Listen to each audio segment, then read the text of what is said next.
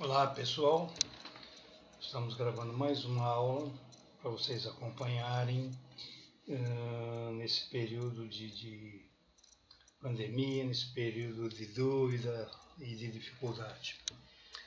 Nosso tema hoje abordará alguns aspectos relacionados à psicologia social propriamente dita, não?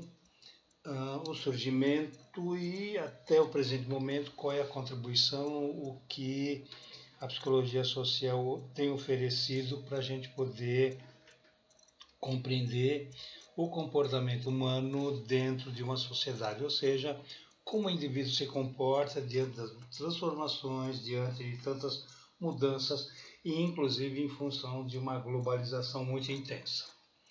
Um dos dados, então, para começar, gente, para a gente ter uma noção, é a integração social, né? A habilidade que o indivíduo tem de estabelecer vínculos e interrelação. O que é isso? Vocês lembram, a gente já até tem falado muito a respeito, até para reforçar.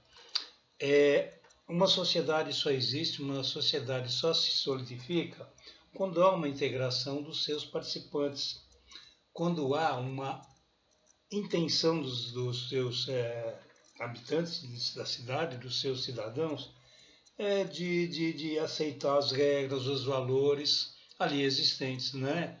Onde eles possam participar de maneira intensa nas transformações do seu ambiente social. E é lógico que nesta inclua-se as questões profissionais também. Não é possível separar o indivíduo profissional do indivíduo social.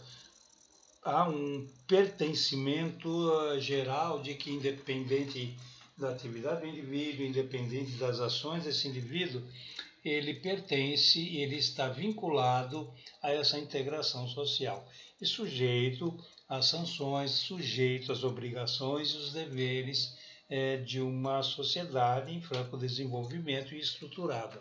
Então é fundamental que nós tenhamos esta percepção de indivíduo transformado e transformador. Isso é muito importante, né? E o ambiente social ele está constantemente mudando. A gente sabe disso desde os tempos lá atrás, bem primitivos, o quanto o homem vem modificando, vem se transformando, vem se adaptando, né, para aquele conceito da adaptação. Há um outro dado importante que eu queria completar com vocês em função da última aula, foi que nós deixamos um pouco no ar a questão das inteligências múltiplas do Gardner, não é? E eu abordava com vocês, até levantei o conceito das 8, né, características e o quanto elas são importantes. Se vocês vão observar que existem tipos de inteligência que estão lá potencialmente existentes, né? E que, se não explorado, até uma das colegas ou um dos colegas disse, mas se não explorado, o que pode acontecer? Vai embotar. Né? Esse potencial, ele simplesmente ele não vai desenvolver. Assim como eu tenho, às vezes, pessoas que têm um potencial não tão intenso, não tão forte, mas que bem estimulado, bem desenvolvido, pode gerar um profissional de altíssima qualidade, com pequeno potencial, o que basta é o estímulo, não é? Então o Gardner, ele aponta, eu pelo menos penso que talvez possam surgir outros tipos de inteligência, né? Eu gosto de falar a respeito de uma das inteligências na área da psicologia, é a inteligência interpessoal. Claro, nós temos as outras também em menor ou menor potencial, mas essa interpessoal ela é extremamente importante na medida em que envolve a relação das pessoas. Então, se a gente for observar, todo ser humano tem, potencialmente falando, esse tipo de habilidade intelectual. Então, já usamos a palavra habilidade para dar uma reforçada na questão do desenvolvimento profissional, do desenvolvimento do indivíduo em termos intelectuais, não?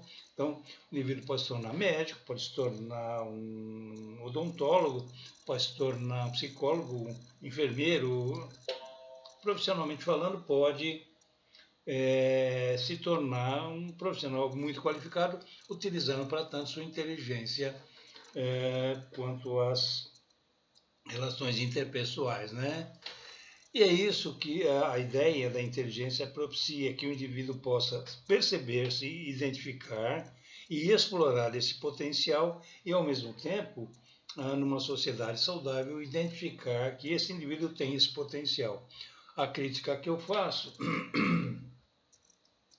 é que dentro da área da educação e das políticas educacionais, por exemplo, muito pouco se exploram esses potenciais. Não é lá, né, na meninice, por exemplo, já se pode começar a investigar, fazer estudos exploratórios de potenciais dos jovens que estão ingressando no ensino fundamental.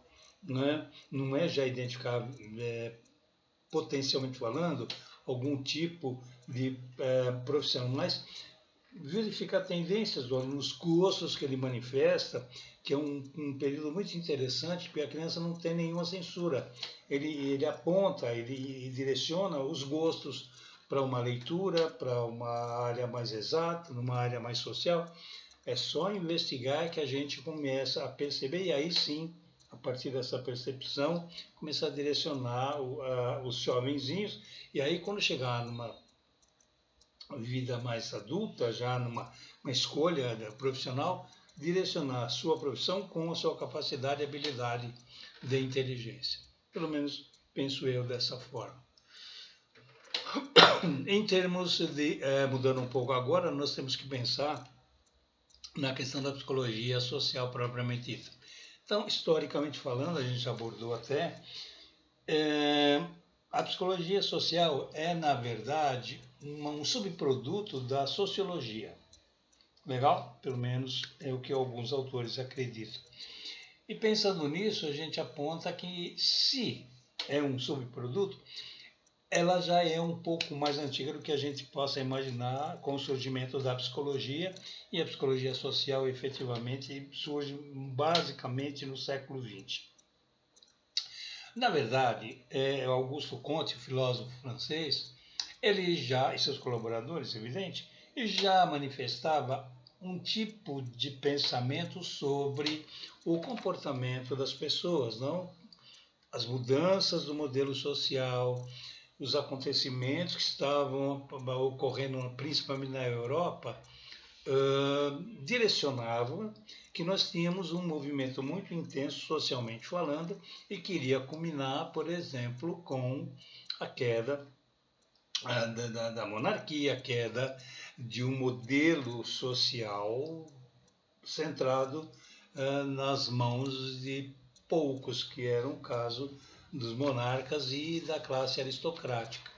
E aí, a partir daí que nós temos então a queda desse modelo econômico, não era nem socioeconômico, era econômico, onde o poder se concentrava na mão de um grupo, de um pequeno grupo de indivíduos que se consideravam, ou pelo menos se intitulavam, duques, duquesas, barões, baronesas, reis, rainhas, e vai por aí fora. Se autoproclamavam em termos de títulos e, claro, terras, uma nobreza que não tinha tamanho, não é? Então havia uma diferença muito grande, uma distância muito grande entre ricos e pobres. Era muito mais acentuado do que hoje, apesar que hoje tem-se lá uma visão bastante aristocrática, ainda em alguns países, principalmente nos países subdesenvolvidos. O caso do Brasil, que a gente pode depois entrar em algum detalhezinho. Portanto, com a queda tanto da força da igreja, onde havia um poder muito forte, como também da classe aristocrática, houve uma quebra, então surge gradativamente a industrialização propriamente dita, não?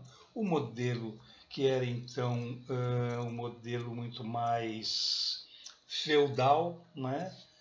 Passou a ter um modelo capitalista, com pequenas diferenças. A principal delas é que o poder já não se concentrava mais na mão dos reis, de monarcas e coisas do tipo, e sim nas mãos de um indivíduo civil, de um indivíduo originariamente vindo do povo, né?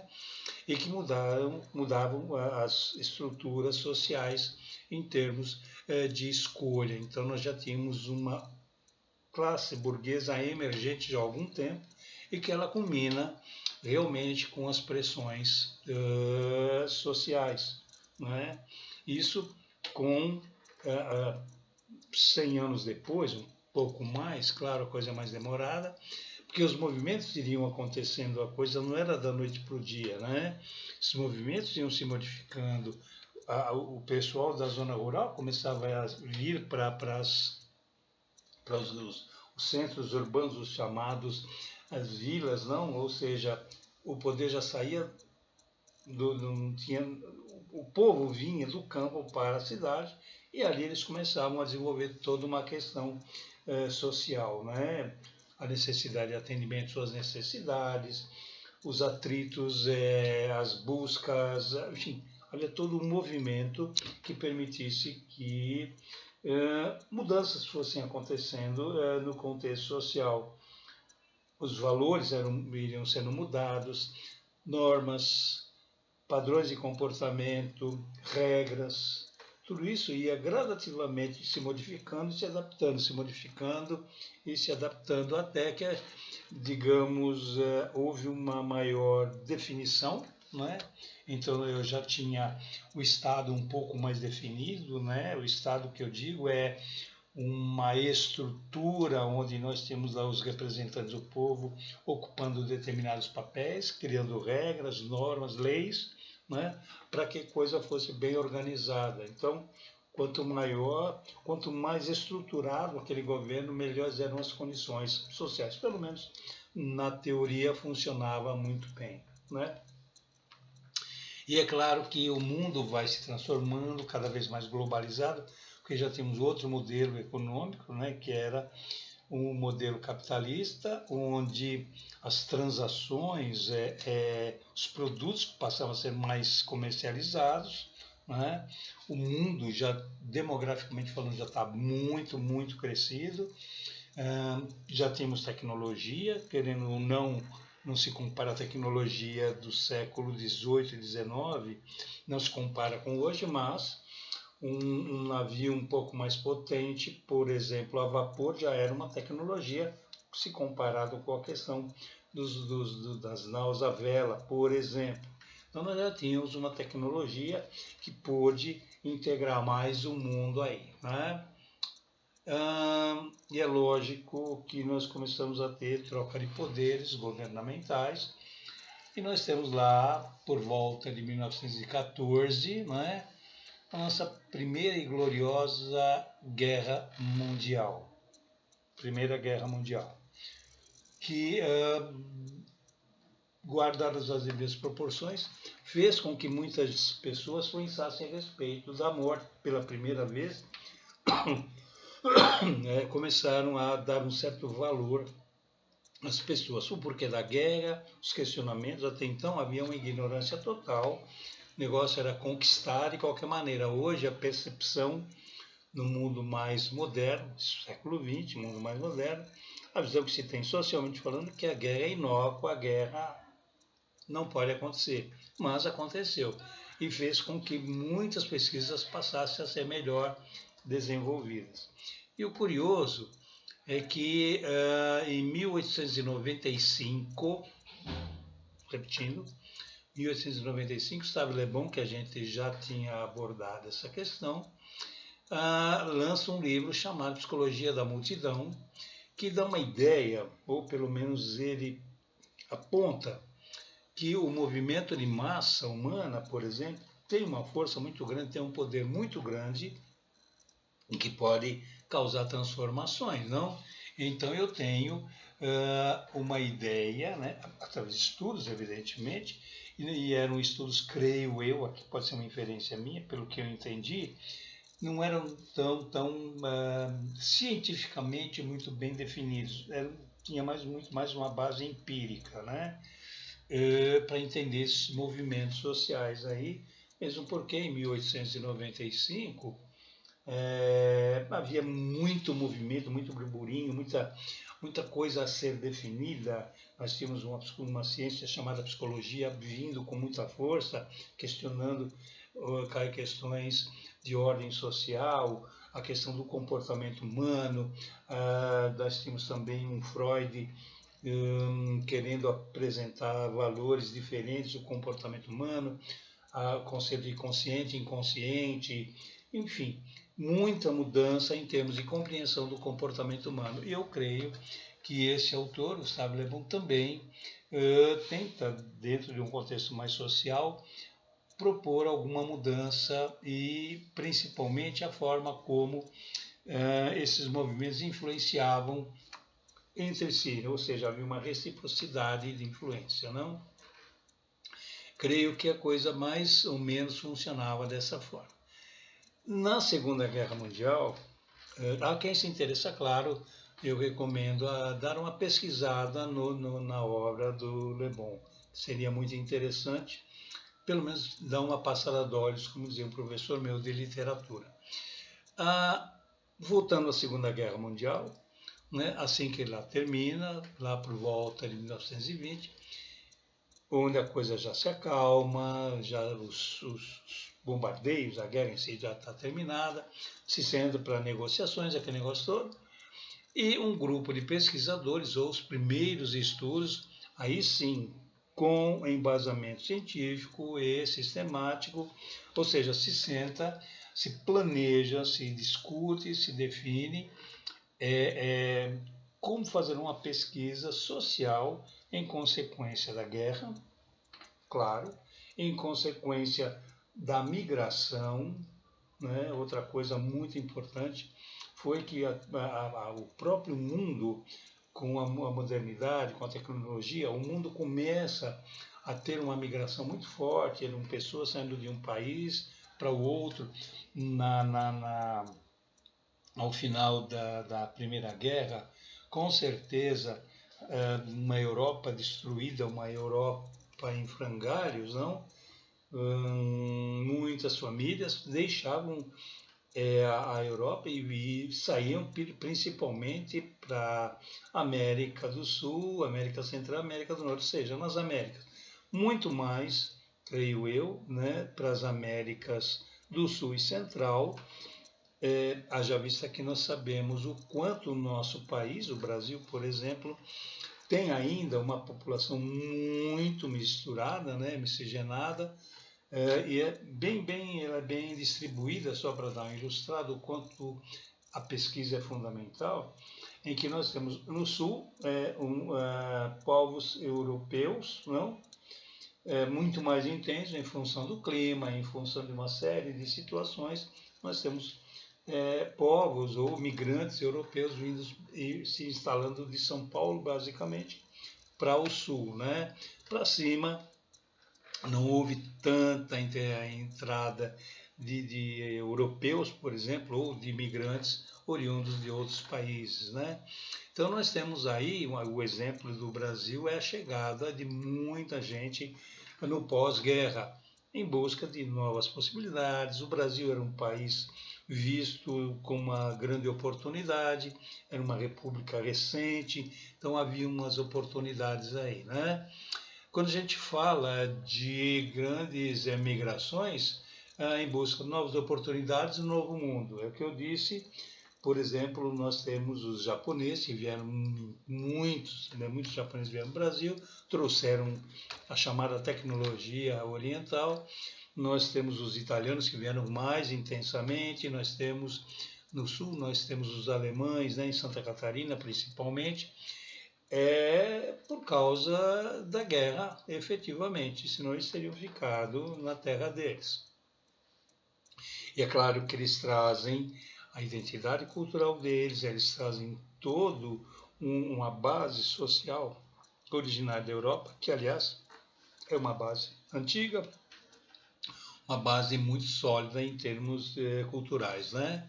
Tanto que tudo eles trazem e fazem a coisa funcionar no Brasil, na cidade que eles estão. Basta a gente dar o exemplo da linguagem, né? Em cidades tipicamente alemãs, é obrigatório estudo alemão, da língua alemã, né? Germânica, e a portuguesa. Então, não se perde essa identidade, que, aliás, um dos símbolos de uma sociedade estruturada é a sua língua, não é? A sua língua de pátria, né? A sua língua mãe, que eles dizem, né? Ela é um dos simbolismos mais fortes. A questão das sequelas na sociedade, em função da guerra na Europa, também proporcionou. A efetiva industrialização, eu dizia, os países da América, o Brasil e outros países estavam ainda num processo de desenvolvimento, então nada como pegar desde o início. Era um país tipicamente agrícola, e nós sabemos que a Europa também vinha de uma área ainda, numa visão muito agrícola, né, muito rural, com poucas indústrias. Então, o Brasil também, num certo sentido, ia acompanhando essa evolução industrial, né? E, claro, os migrantes vinham para ficar.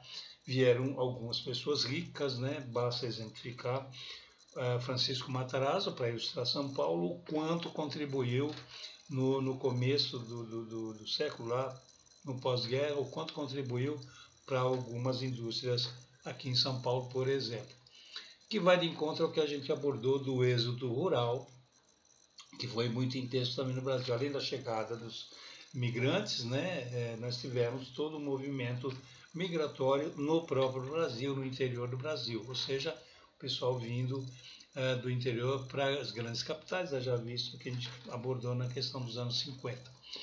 E a força de um modelo econômico do Brasil. Era uma proposta nova, era um país novo, ok?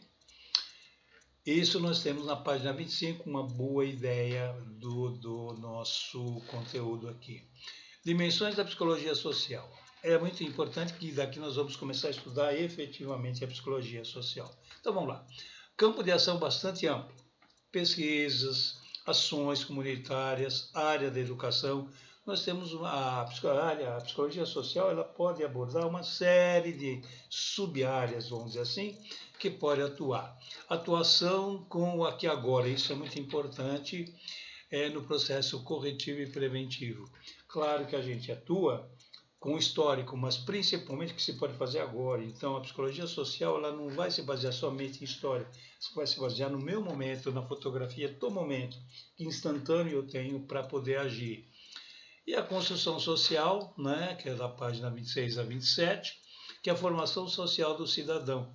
Embute aí a questão do conhecimento, da educação, da forma como o cidadão se relaciona, envolve a questão da faixa etária, como se aprende, aquilo que a gente vem abordando, aprendizagem sistemática. A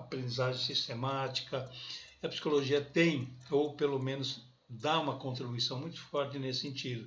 Então, dentro do conceito da questão religiosa também é muito importante, e como da questão ideológica, somos um país de uma mistura muito grande de ideias, então isso reflete na formação do cidadão, na construção da nossa sociedade, que é muito importante, que é uma sociedade ainda jovem. Como se diz, a nossa sociedade, a nossa democracia é uma democracia muito jovem em transformação. Ok, gente? Eu vou encaminhar esse roteiro para vocês, né? Junto com o que eu tenho de material aqui sobre o tema que a gente abordou ainda hoje. Ok? Nos vemos então no dia 16, né, na aula normal. Espero que seja uma aula tão boa quanto foi a anterior. Ok? Tenham todos um grande abraço.